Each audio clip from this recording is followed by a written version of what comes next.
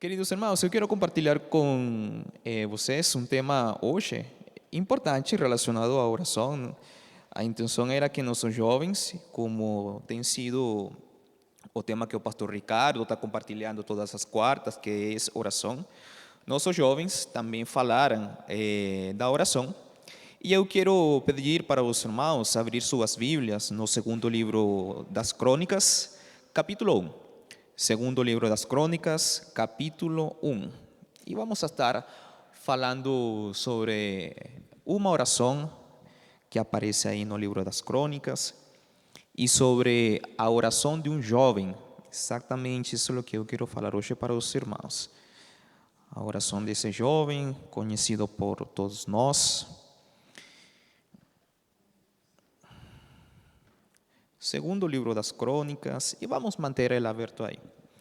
Queridos irmãos, a forma como nós tratamos as outras pessoas fala muito de quem somos nós, né? Fala muito do que nós temos em nosso coração.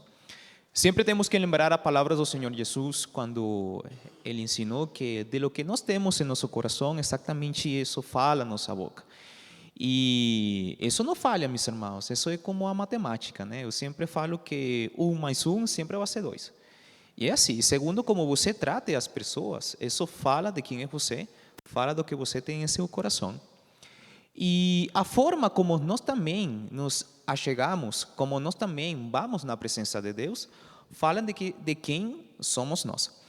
Eu sempre me lembro do pastor José Reinaldo, o pastor lá na Venezuela, né? Ele é pastor ainda, é uma cidade de interior de lá na Venezuela, e ele cuidava, sua igreja fazia um trabalho com uma casa de recuperação de pessoas com problemas de droga, alcoólatras.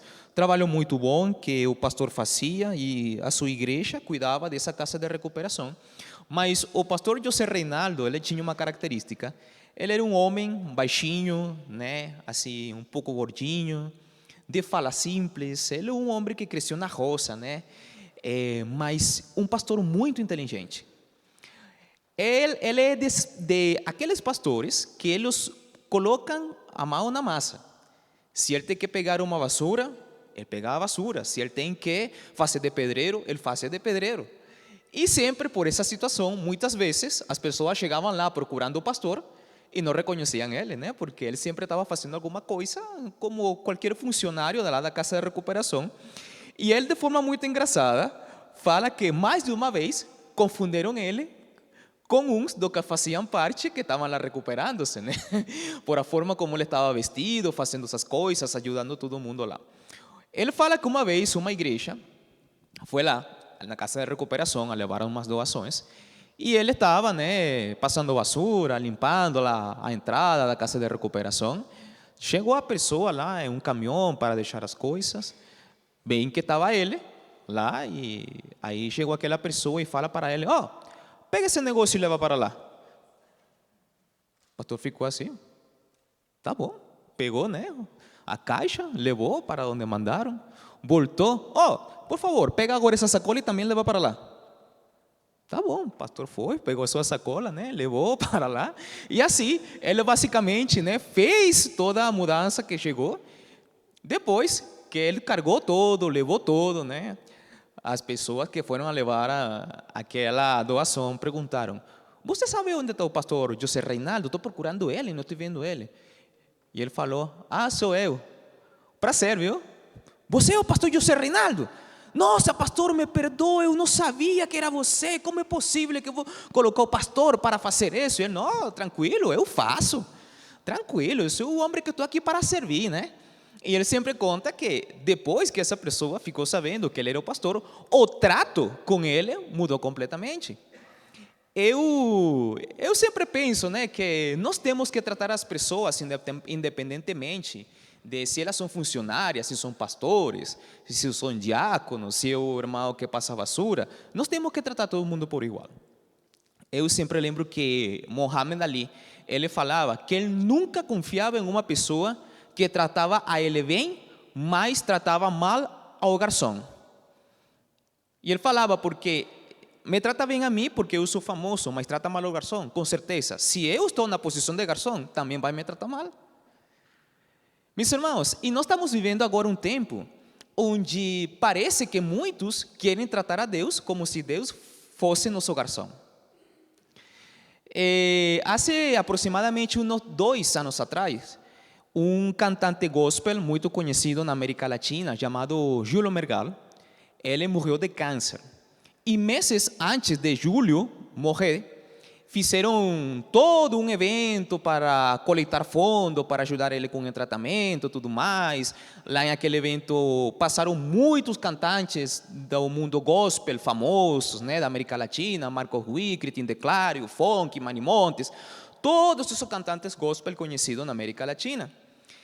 E em uma das cantantes gospel, quando foi a vez dela cantar e orar pelo Julio Melgar, ela fez esta oração: Senhor, eu peço que o Senhor sare a vida de Julio, e não aceito não como resposta. Poxa vida, meu irmão, isso fez um impacto na América Latina, né? Muitos defenderam ela, naturalmente, alguns outros, né, criticaram a forma como ela falou para Deus. E essa é uma coisa que para mim me fez refletir muito, porque eu penso, olha, essas são as pessoas que influenciam nossa juventude. São as pessoas que nossos jovens muitas vezes veem como líderes. E uma pessoa ora a Deus com essa situação tão ativa, exigindo que Deus faça coisas como que se Deus é seu garçom, né? O que estão aprendendo nossos jovens? E hoje estamos vivendo um tempo onde de nossos jovens estamos vendo uma falta de reverência muito grande para chegar até a presença de Deus. Quando vêm ao templo, quando vão orar, quando vão a se apresentar, quando vão a fazer as coisas no altar, às vezes não estamos vendo a reverência que precisamos ter para com o Senhor. Meus irmãos, e a forma como nós oramos a Deus tem que ser uma coisa de vital importância em nossa vida. Porque quando nós oramos a Deus, não estamos pedindo para um garçom fazer coisa para nós. Estamos pedindo ao Senhor dos Senhores, a nosso Salvador, que ainda assim, pela sua graça e misericórdia, nos ama e nos abençoa. Então, precisamos ter uma atitude correta para nos acercar a Deus. E exatamente isso é o que eu quero compartilhar com os irmãos. Vamos ler aí, segundo livro de Crônicas, capítulo 1, desde o versículo 1 até o versículo número 12. Eu vou ler aqui na Nova Versão Internacional, não sei se a mídia tem aí para colocar na tela. Segundo livro de Crônicas, capítulo 1, desde o versículo 1 até o versículo número 12.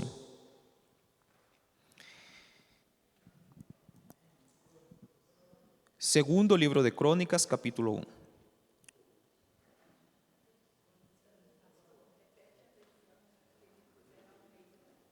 Oi? Nova Versão Internacional, NVI. Não tem? Tranquilo. Eu leio aqui, os irmãos podem ler aí na sua Bíblia. Não tem problema não. Fala assim: Salomão, filho de Davi, estabeleceu-se com firmeza em seu reino, pois o Senhor, o seu Deus, estava com ele e o tornou muito poderoso. Salomão falou a todo Israel, os líderes de 1000 e de 100, os juízes, todos os líderes de Israel e os chefes de família. Depois o rei foi com toda a assembleia ao lugar sagrado no alto de Gibeon, pois ali estava a tenda do encontro que Moisés, servo do Senhor, havia feito no deserto. Davi tinha transportado a arca de Deus de Kiriat-Jearim para a tenda que ele tinha armado para ela em Jerusalém. O altar de bronze que Bezalel, filho de Uri e neto de Ur, fizeram estava em Gibeon. E em frente do tabernáculo do Senhor, ali Salomão e a assembleia consultaram o Senhor. Salomão ofereceu ao Senhor 1000 holocaustos sobre o altar de bronze na tenda do encontro. Naquela noite, Deus apareceu a Salomão e lhe disse: Peça-me o que quiser e eu darei a você. Salomão respondeu: Tu foste muito bondoso para com meu pai Davi e me fizeste rei em seu lugar. agora, Senhor Deus, que se confirme a tua promessa a meu pai Davi. Pois me fizeste rei sobre um povo tão numeroso que quando o pó da terra, dá-me sabedoria e conhecimento para que eu possa liderar esta nação, pois quem pode governar este teu grande povo? Deus disse a Salomão: já que este é o desejo de seu coração e você não pediu riquezas, nem bens, nem honra, nem morte de seus inimigos, nem vida longa, mas sabedoria e conhecimento para governar o meu povo, sobre o qual eu fiz rei, você receberá o que pediu, mas também lhe darei riquezas, bens e honra, como nenhum rei antes de você tive e nenhum depois de você terá. Amém. Amados irmãos, Salomão, segundo o que falam os expertos bíblicos, né? Eu estava lendo aí no comentário bíblico Moody, que possivelmente quando Salomão assumiu o reinado de Israel, ele estava pelos 20 anos aproximadamente. Então estamos vendo que esta oração que nós vemos aqui, esta conversa entre um rei e Deus, estamos falando de um rei jovem, de 20 anos aproximadamente.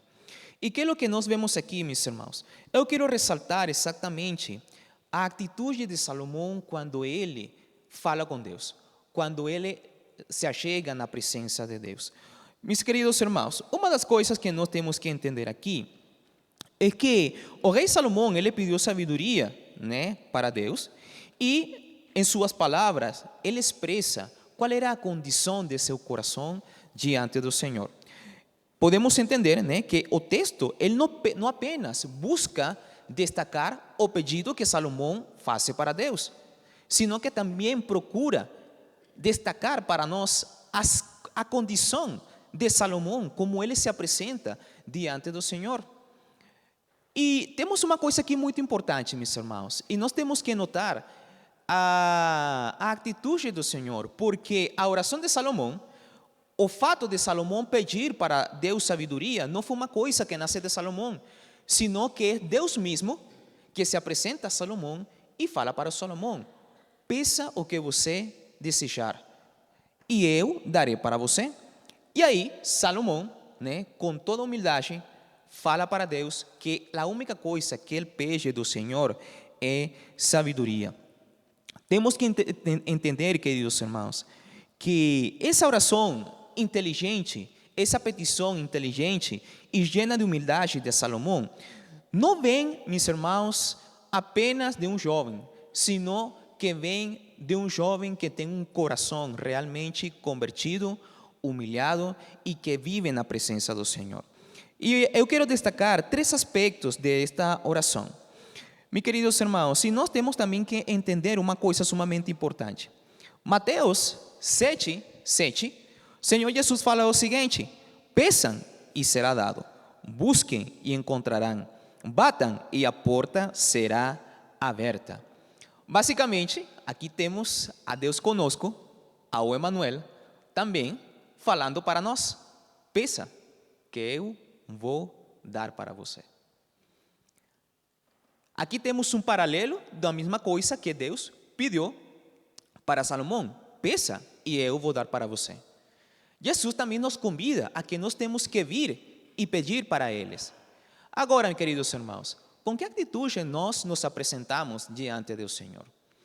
Como bem falei para os irmãos, nossa atitude, a forma como nós nos acercamos a Deus, fala também de em quem nós acreditamos, quem é Deus para nós e qual é o conceito que nós temos de quem é Deus.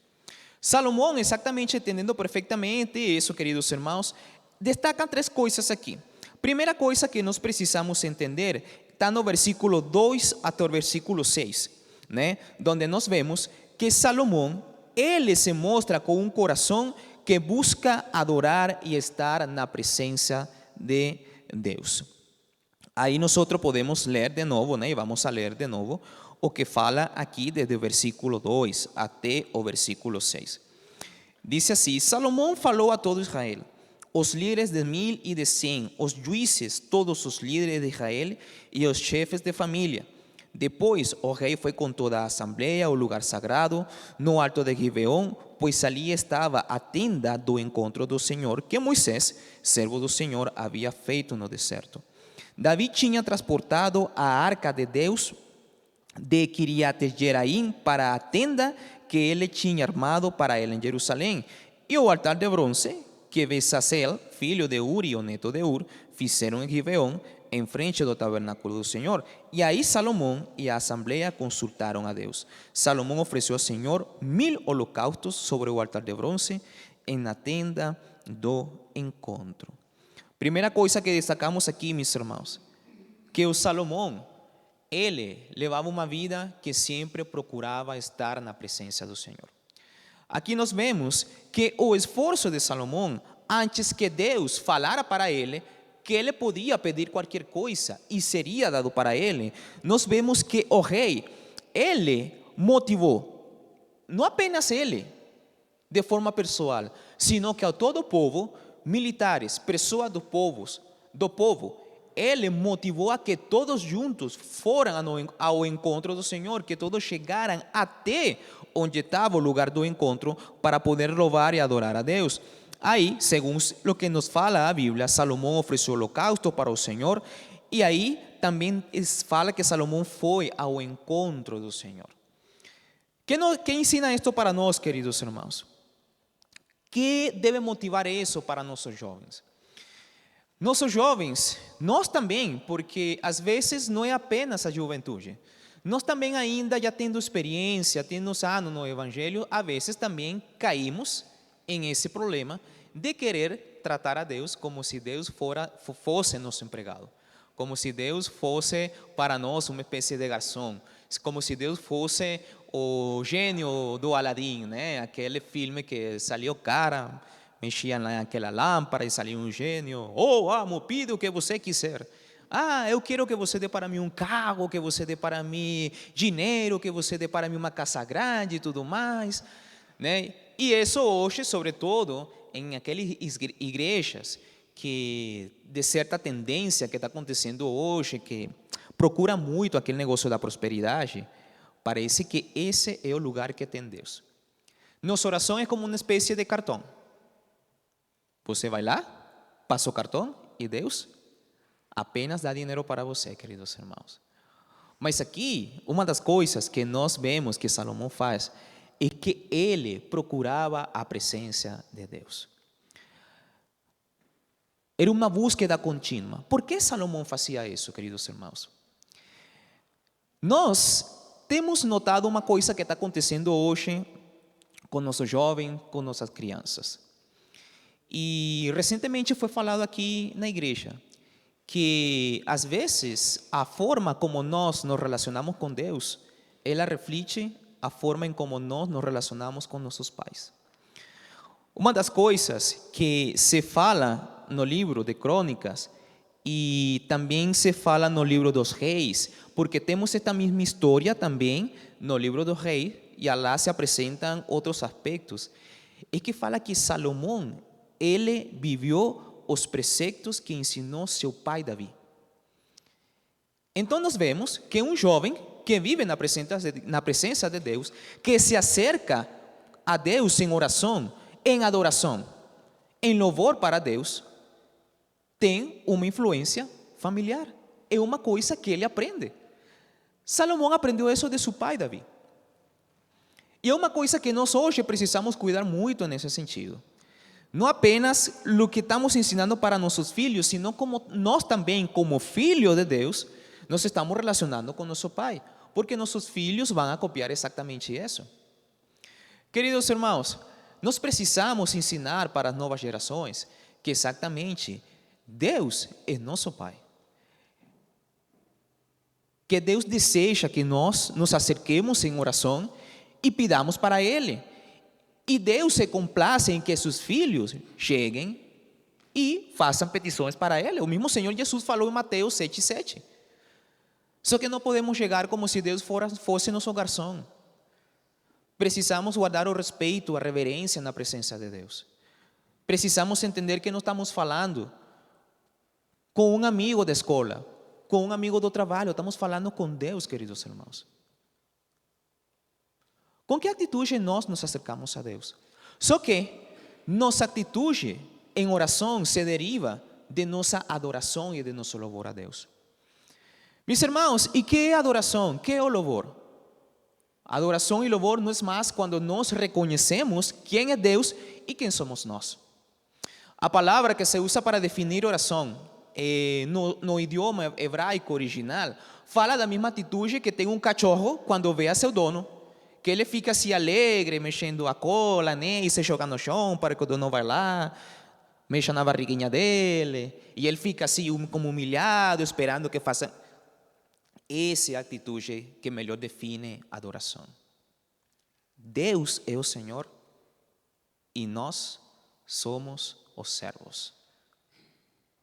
Deus não depende de nós dependemos de Deus. E esse ponto era o que Salomão entendia, por isso ele procurava a Deus constantemente em adoração. Por isso Salomão, ele orava e motivava as pessoas para ir até o lugar de encontro com Deus. Segunda coisa, meus irmãos, que nós precisamos identificar aqui em este texto. Um jovem que se aproxima a Deus em oração também deve reconhecer suas limitações e depender completamente de Deus. E nós vemos isso no segundo livro dos Reis, capítulo 3. Aí se fala um pouco de isso, como já falei. Lá no capítulo 3 do segundo livro dos Reis, também se fala desta mesma petição, desta mesma oração de Salomão. Mas lá, Salomão fala uma coisa muito interessante, queridos irmãos. Salomão fala assim: mas eu não passo de ser um jovem e não sei o que fazer. Quando Salomão pede para Deus sabedoria, uma das coisas que ele fala e diz a Deus, pela qual ele pede sabedoria para Deus, é porque ele reconhece que ele apenas é um jovem e não sabe nem sequer o que fazer. Nós vemos aqui que uma das coisas que faz Salomão exatamente é reconhecer as suas limitações pessoais. Queridos irmãos, um jovem que se acerca a Deus em oração precisa reconhecer quem é Ele, precisa reconhecer humildemente qual é sua condição e precisa reconhecer exatamente que apenas em Deus Ele pode fazer as coisas, assim como Salomão fez. Irmãos, hoje estamos vivendo uma geração onde nossa geração que temos hoje tem muito acesso à internet, né? Hoje qualquer, a diferença de nossas gerações passadas, eu me lembro que, por exemplo, minha mãe, ela apenas estudou até a sexta série. Eu acho que meus avós nem sequer conseguiram estudar. Hoje, eu sou engenheiro, sou teólogo, estou fazendo pós-graduação, eu tive a oportunidade de estudar. Com certeza meus filhos ainda conseguirão estudar mais que eu. E vemos que cada geração que vai avançando tem mais acesso a oportunidades, não é? Só que temos um problema com isso, que parece que isso está criando um orgulho no coração de nossos jovens, porque acham que sabem tudo, acham que podem tudo, e às vezes depender de Deus e de seu poder é um problema muito grande no coração de nossos jovens. Reconhecer que eles não podem tudo. Que tem coisas, meus irmãos, que apenas podemos fazer no poder de Deus. E precisamos de Ele para isso. Salomão, ele é claro, meus irmãos. Que era o que tinha que fazer Salomão? Ele foi estabelecido como rei. Ele tinha a missão de cuidar do povo do Senhor. E Deus fala para ele: Salomão, o que você quer? Eu vou dar. O mesmo Deus fala. Salomão podia pedir qualquer coisa. Eu até quando estava escrevendo isto, eu pensei: meu Deus, Se Deus fizera essa mesma pergunta para nossos jovens hoje, o que eles pediriam? O que você acha que nossos jovens pediriam? Se Deus falasse, o que você quiser, peça que eu vou dar. O que nossos jovens vão pedir?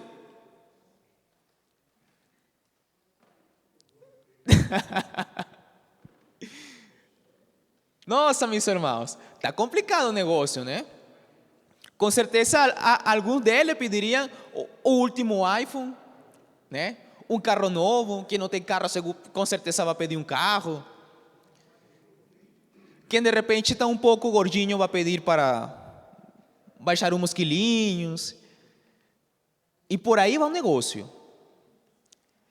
Meus irmãos, mas nós temos uma coisa aqui que Salomão entendeu perfeitamente. Olha só, é muito marcante que em todos os momentos Salomão expressa a preocupação de cuidar do povo do Senhor. E ele entende que cumprir bem essa tarefa é uma responsabilidade dada por Deus. Assim que ele manifestou que apenas na capacitação de Deus ele pode cumprir a tarefa. Só que nós vemos uma coisa aqui sumamente interessante, meus irmãos, que Salomão, ele entendia que sua capacitação apenas vem de Deus.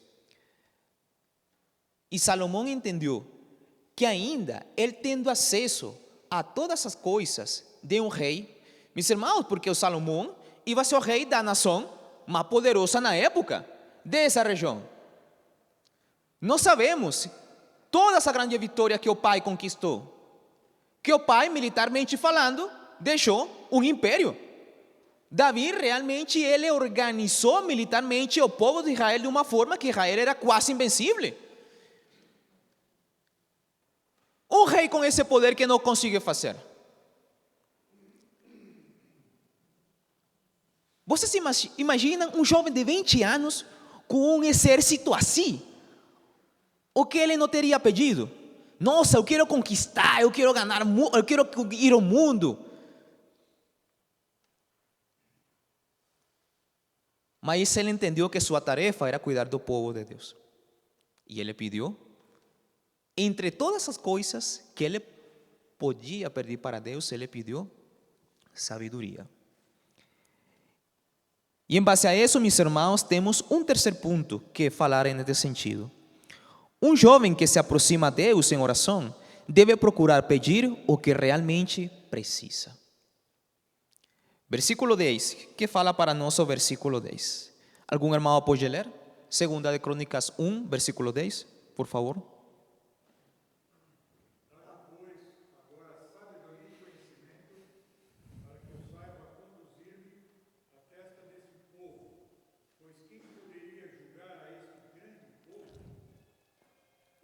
Muito bom. Olha só o que Salomão faz.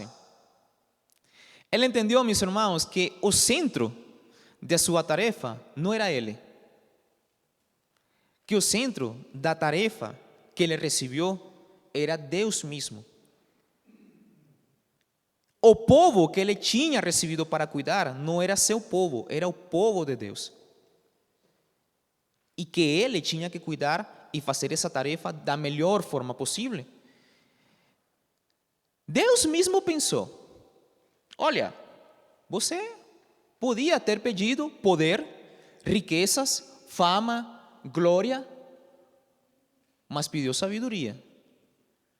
Porque Salomão, tendo um coração que procura a princesa de Deus, ele tendo um coração, queridos irmãos, que reconhece as suas limitações e chega humildemente delante do Pai, ele entendeu que com sabedoria ele conseguia ter as outras coisas. Porque a prioridade era cuidar do povo de Deus. E por isso eu fiz aquela pergunta. Se Deus faz essa pergunta para a nossa geração hoje, o que eles pediriam, meus irmãos? Porque hoje temos um problema de prioridade em nossa juventude. E não apenas nos jovens. Eu acho que na maioria do povo cristão temos um problema de prioridade tremendo. Que nós priorizamos? O reino de Deus por encima de nossos próprios benefícios e interesses pessoais? Irmãos, não precisamos pensar o seguinte: que tão famoso foi Davi? Os irmãos acham que era fácil substituir a um rei como Davi? O cara que matou Golias, que venceu a todos os inimigos. Ninguém se levantava em contra dele. Militarmente, deixou todo na medida. Substituir ao pai dele não era tarefa fácil. Ele, como um jovem, sua motivação seria essa: não, eu quero ser maior que o meu pai. Se o meu pai armou um exército de 20.000, eu quero uno de 40.000. Se meu pai tinha arcos, eu quero cavalos e eu quero também lanças. Mas aí Salomão, ele fez uma coisa que o Senhor Jesus Cristo falou para nós: procurar primeiramente o reino de Deus, e todas as demais coisas serão acrescentadas. Salomão procurou obedecer a Deus: dá-me sabedoria para governar teu povo, porque é teu povo. Isso é o que eu preciso. E Deus falou: não apenas vou te dar sabedoria, vou te dar tudo aquilo que não pediste para mim também: poder, fama, dinheiro. E não haverá rei como você, nem antes nem depois de ti. Queridos irmãos, para finalizar este estudo de hoje, precisamos entender o seguinte, e principalmente minha palavra é orientada para nossos jovens, né? A geração que temos hoje. Para nos aproximar de Deus, precisamos entender, precisamos lembrar que nossos pedidos podemos levar para Deus, mas sempre com um coração que anseia sua presença e que anseia adorar o Senhor, que reconhece também humildemente as suas limitações e que sem Deus não é possível fazer nada, e que também pede apenas aquilo que precisa, que é obedecer a Deus e complacer o que Deus demanda dele. Quando nós entendamos que precisamos nos achegar assim na presença de Deus, com certeza nossa vida de oração vai mudar. Queridos irmãos, temos falado sobre 3 aspectos exatamente que aprendemos desta oração de um jovem: acercar-nos a Deus, buscando sempre sua presença em adoração, reconhecendo quem é Ele e quem somos nós; acercar-nos a Deus com um coração humilde, reconhecendo nossas limitações e que apenas no poder de Ele conseguimos fazer as coisas, mas que também devemos acercar-nos a Deus para pedir e procurar aquilo que realmente precisamos, que é o reino de Deus e obedecer à vontade de Deus por encima de todas as coisas. Que Deus nos abençoe e que nossas orações possam ser assim. Amém?